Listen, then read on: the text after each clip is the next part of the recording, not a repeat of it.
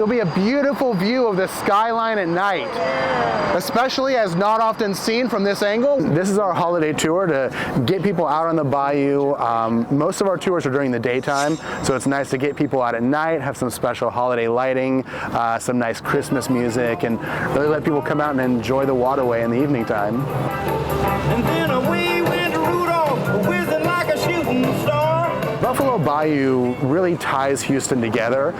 Buffalo Bayou is the reason the city was founded here in the first place. It's what made us grow and be so prosperous. And it's always been a large part of the community in bringing everyone together. So this is a cool building we're passing right here. This used to be the Magnolia Brewery. It's a really unique encounter in Houston.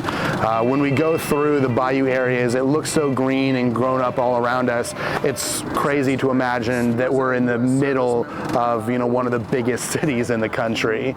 This was named after the Allen brothers who founded Houston because this is where they came and built the city out from.